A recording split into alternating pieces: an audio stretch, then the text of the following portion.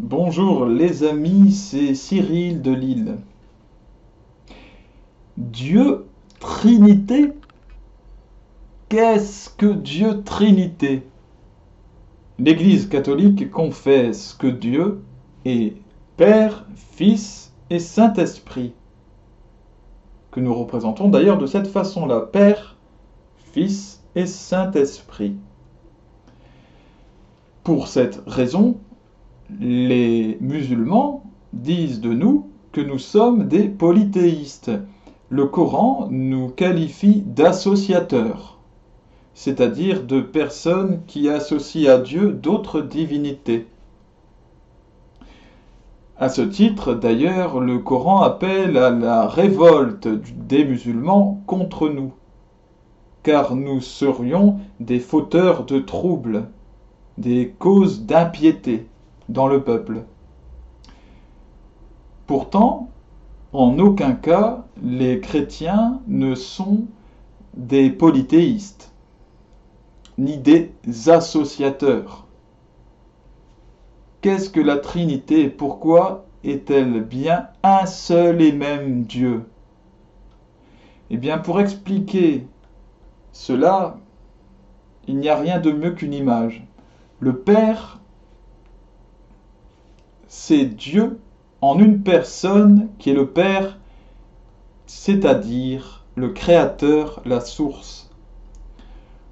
Le Fils, c'est Dieu dans ce qui est créé par le Créateur, qui donne une personne. Et le Saint-Esprit, c'est l'amour entre le Père et le Fils. Le Père aime le Fils aime le Père, entre les deux. L'amour est si grand qu'il est une personne, une troisième personne, le Saint-Esprit. Eh bien, pour trouver une image, on peut employer celle de la tête. J'ai une tête, comme beaucoup de ceux qui me regardent, j'espère. Dans cette tête, il y a une pensée. Cette pensée est créatrice, d'accord? Elle correspond dans la Trinité au Père. Cette pensée créatrice engendre une parole lorsque je veux m'exprimer, mais même lorsque je ne parle pas. Les pensées que nous entendons dans notre esprit sont bien des paroles, elles sont liées au langage. Eh bien, le créateur de la parole est le Père, la parole est le Fils. D'ailleurs, le Fils, Jésus-Christ, est appelé par ce terme, la parole faite chair, le Verbe fait chair. Et nous disons qu'au départ était la parole. Et entre ma pensée et ma parole, il y a une relation d'amour. Ce que je pense et ce que je dis sont en parfaite adéquation. Car ce que je pense et ce que je dis se correspondent parfaitement. Ma parole correspond parfaitement à ma pensée, et ma pensée est complètement en accord avec ma parole. Ainsi, il y a une relation d'amour entre ma pensée et ma parole.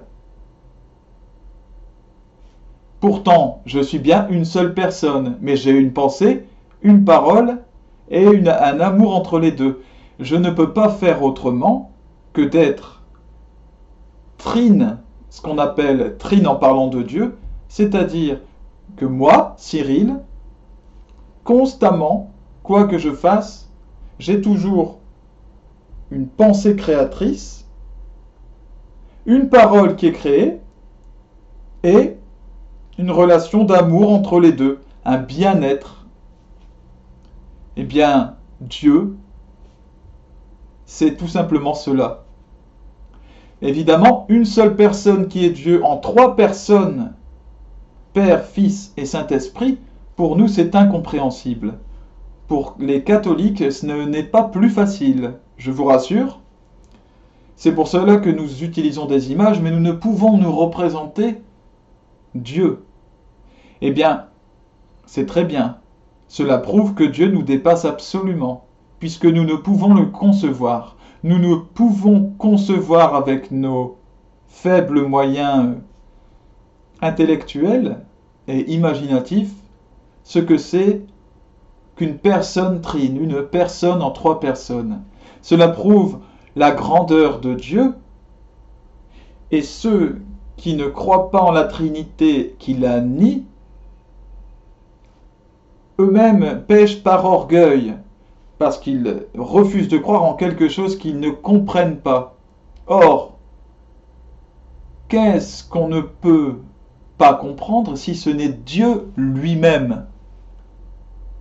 Dieu est tellement grand, tellement mystérieux, tellement omnipotent, que forcément il nous dépasse et dépasse tout entendement, toutes nos capacités de compréhension. Dieu est Trinité et c'est bien ainsi.